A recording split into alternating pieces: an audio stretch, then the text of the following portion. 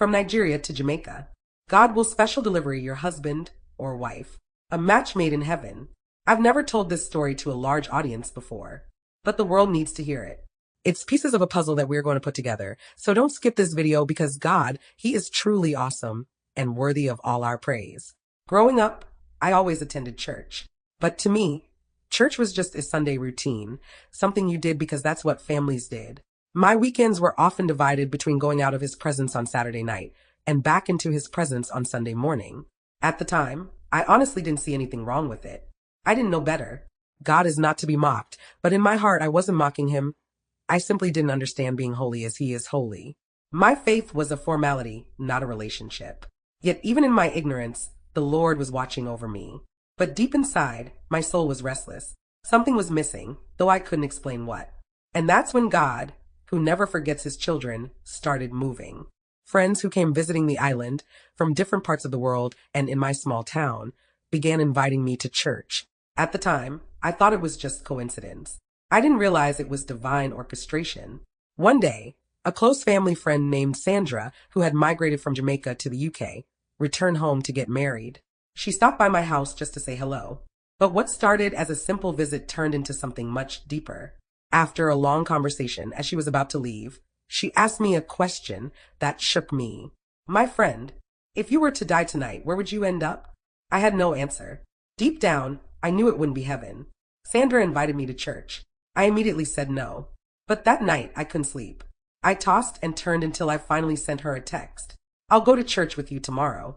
That Sunday, as the Pastor Williams, preached, he asked if anyone wanted to give their life to the Lord. I felt an invisible force urging me to say yes. But another voice whispered how uncool I would look. I hesitated. By the end of the service, the conviction in my heart became unbearable. I approached Pastor Jason, the junior pastor, since Pastor Williams was greeting others, and told him, "I need to be baptized, like right now." He smiled gently and explained I'd need to complete a new converts class first. I did, and soon I started my new life with Jesus. Not long after, I began hearing the voice of the Lord clearly. One day He told me something surprising. "You will marry a Nigerian man." He even told me the age at which it would happen. Here's where it gets even more amazing. My father is Nigerian, and I was born in the UK. Logically, if I were to meet a Nigerian husband, it would have happened in London or perhaps in the US during one of my visits from Jamaica. The place where I lived on the island was deep country. Back then, the chance of meeting someone from the motherland was not impossible, but I was just trying to work it out for God. Except, when God is writing the story, He needs no help. Impossible becomes destiny. That same evening, another friend named Andre, who had just returned to the island, visited me. As we spoke about Jesus, he said, "You should come to my church. There's a Nigerian ministry there that will teach you the word." Reluctantly, I agreed. While attending that ministry, I reconnected with one of my high school teachers, Ms. Brown. She invited me to join her in citywide outreach. During those missions, I met a powerful woman of God named Evangelist Ruth, whose preaching stirred my spirit like never before. Back at the Nigerian ministry, another sister named Lydia soon invited me to yet another church. To my amazement, Evangelist Ruth was preaching there as well. The congregation was praying fervently for a Nigerian pastor who had tried multiple times to travel to Jamaica to complete his master's, but every attempt had been blocked. I joined them in prayer. 3 months later, that pastor finally arrived.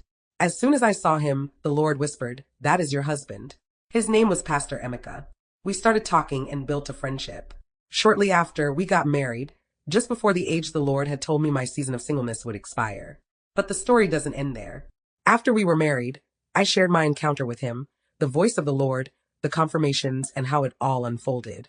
To my surprise, he told me that before we ever met, his own pastor had told him he would meet his wife in Jamaica. And then came another divine connection that only God could orchestrate. Pastor Emeka's uncle, the one who lived just 30 minutes from my mother in the US, was also the general overseer of the very ministry in Jamaica, where I had been invited and where I eventually met my husband.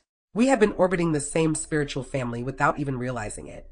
And the most extraordinary detail, during his stay in Jamaica, Pastor Emeka had been living with none other than Evangelist Ruth, the very woman of God whose preaching had stirred my heart and strengthened my faith.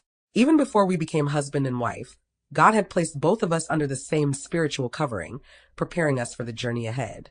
But something even deeper was happening. When I first heard Pastor Emeka preach and explain the word, I had never encountered anyone who handled scripture the way he did. His depth, power, and authority were undeniable. In fact, I was so struck by the presence of God on his life that I was afraid to even look at him. Marriage was the last thing on my mind at the time. I had come seeking God, not a husband. But God had a greater purpose. This divine encounter wasn't just about finding a spouse, it was the birth of our ministry. Through our union, God called us not only to marriage, but to serve together, preach the gospel, and lead others into the same transformational relationship with Christ that changed both our lives. And finally, the greatest confirmation of all, when Pastor Emeka and I began exchanging our stories and how we met, he revealed that his pastor didn't just say he would meet his wife in Jamaica. His pastor even attempted to pronounce the name God had given him. And when he said it, it was my name. What God spoke in secret, he brought to pass in public. But not everyone celebrated the union. I had once prayed with a sister, Keisha, and shared with her what the Lord had told me. Ironically, she had been one of the people God had used to minister to me for years. But when she saw what was taking place, and that the very things I shared were now unfolding, her attitude changed. She withdrew from me.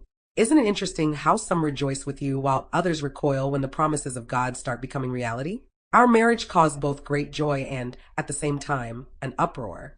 But 17 years later, I am here to tell you, the Lord is good, and his mercy endures forever. If you are seeking a husband or a wife, put God first and genuinely seek him. He will give you not just a spouse, but a priest, a partner sent directly from him. And sometimes that union will birth a ministry far greater than you ever imagined. Delight yourself also in the Lord, and he shall give you the desires of your heart. Psalm chapter 37 verse 4. To God be the glory. Great things he has done. Like and share Send Me Radio and What the Lord Has Done, and subscribe for more awesome messages.